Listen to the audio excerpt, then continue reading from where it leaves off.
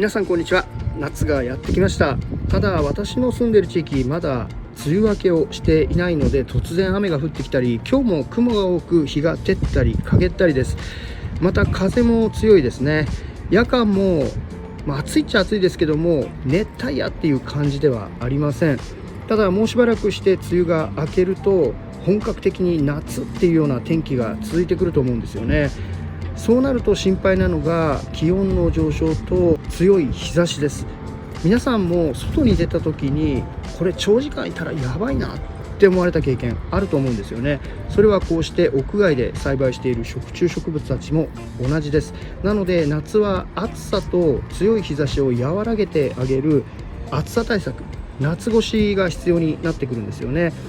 そこで、今回はその夏越しについて少しお話しさせていただきたいなと思っておりますので、どうかよろしくお願いします。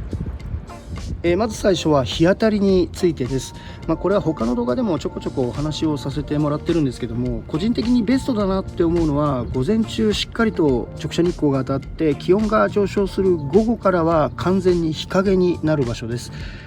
そういった場所なら遮光ネットなどを使って日の光を和らげてあげなくても、そのまま直射日光に当てても大丈夫だと思います。ただ地域差はもちろんあると思うんですね。熱がこもりやすいような場所であったり、あと下が土なのかコンクリートなのかっていうところでも違ってくると思います。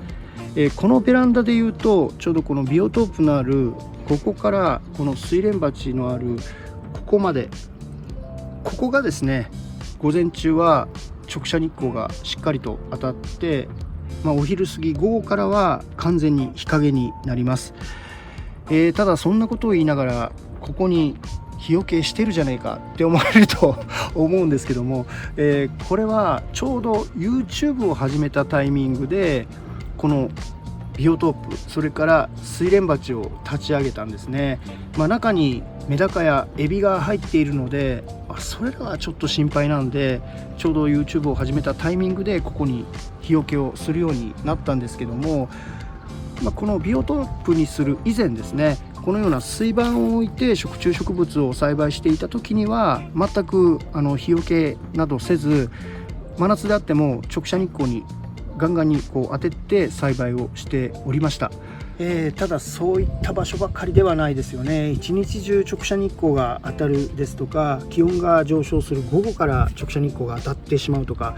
そのような場合日よけが必要になってきますけども、場所的に日よけが設置できないとか、設置するための DIY 的なことはちょっと苦手、私もそうなんですけども、そのような場合は夏の間だけ日陰に置いておくっていうのも一つの方法だと思います。ただ真っ暗なところはダメですよね。いわゆる明るい日陰ですよね。ちょうど今ここが明るい日陰になっていますけども、このような場所なら植物も光合成できますんで、夏の間だけこういったところに置いておいても問題はないと思います。ただこういった明るい日陰もないっていう場合は、もう思い切って室内に取り込むっていうのも一つの方法だと思います。ただ室内でも熱がこもりすぎてもわっとしているところであったり、逆にエアコンの効きすぎでひんやりしている場所はよろしくないと思います。あと置き場所にもよるんですけども、夏の間室内管理していたものを夏が終わって屋外管理に切り替える時にいきなり直射日光に当てると葉焼けを起こしてしまう場合もあるので、徐々に慣らしたりと注意は必要です。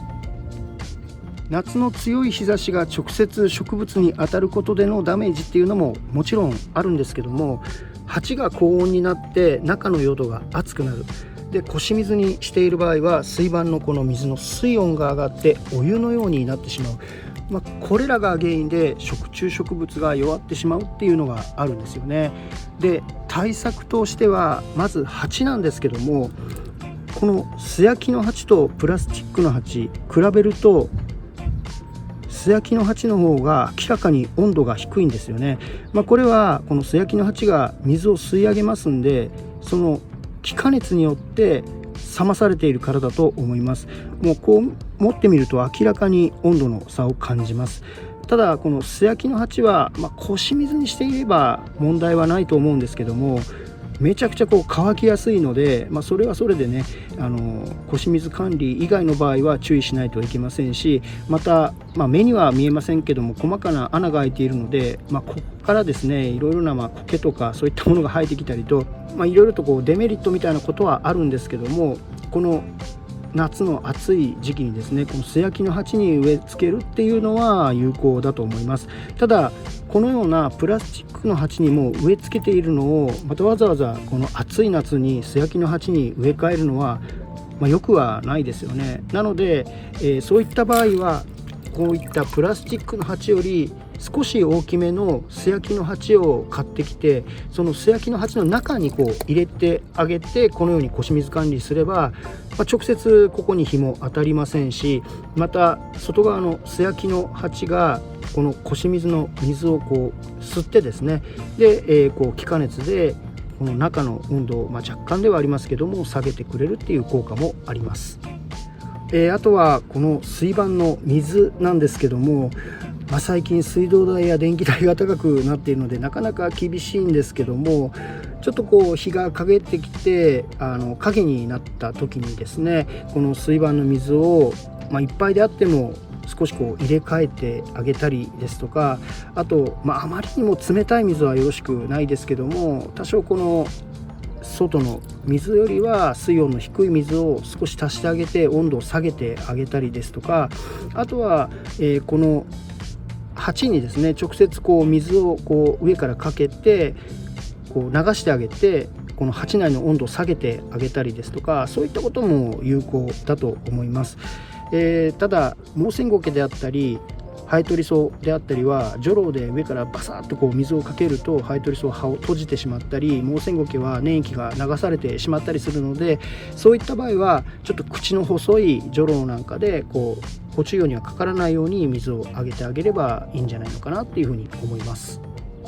それから私はちょっと理由があってこの水盤を直接地面の上に置いていますけども、こうするとどうしても下からの熱も伝わってきますよね。なので、